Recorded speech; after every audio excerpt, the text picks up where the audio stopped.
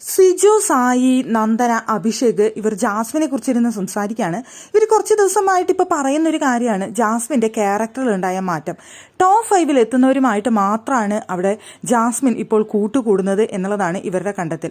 അത് ടോപ്പ് 5 സൗഹൃദങ്ങൾ എന്ന അവരതിനെ പേരിട്ട് വിളിക്കുന്നത്. ജാസ്മിൻ അവിടെ നടത്തുന്നത് അതാണ്. അതിന് വേണ്ടിയിട്ടാണ് ഇപ്പോൾ അവിടെ അർജുനും ശ്രീതുവുമായിട്ട് കൂട്ടുകൂടിയിട്ടുള്ളത്. ഇപ്പോൾ തന്നെ നോക്കൂ, ടണൽ ടീമാണ് അവിടെ പോയിന്റ് വൈസ് മുന്നിൽ നിൽക്കുന്നത്. അവിടെ ഡൊമിക്സിന്റെ ടാസ്ക് വന്നപ്പോൾ അപ്പോൾ തന്നെ കാര്യം മനസ്സിലായില്ലേ, അവൾക്കറിയാം അർജുൻ ടോപ്പ് 5 വരും എന്നുള്ളത്, ശ്രീതുവും. അപ്പോൾ അവരെ കൂട്ടുപിടിച്ച് അവരുടെ വോട്ട് നേടാനുള്ള ശ്രമമാണ് നടത്തിക്കൊണ്ടിരിക്കുന്നത് ജാസ്മിൻ.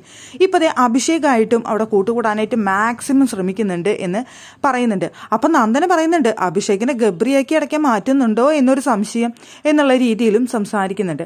അപ്പോൾ സായി പറഞ്ഞില്ല, അതുമായിട്ട് താരതമ്യം ചെയ്യേണ്ട, ഗബ്രിയുടെ ഒരു പേരുമായിട്ട് താരതമ്യം ചെയ്യേണ്ട, ഒരു ഫ്രണ്ട്ഷിപ്പ് ഉണ്ടാക്കാനാണ് ശ്രമിച്ചുകൊണ്ടിരിക്കുന്നത്, ഒരു കോംബോ ഫ്രണ്ട്ഷിപ്പ് ഉണ്ടാക്കാനാണ് ശ്രമിച്ചുകൊണ്ടിരിക്കുന്നത്, അല്ലാതെ ഗബ്രിയുമായി താരതമ്യം ചെയ്യേണ്ട ആവശ്യകതയൊന്നുമില്ല എന്ന് അവിടെ സായി പറയുന്നുണ്ട്.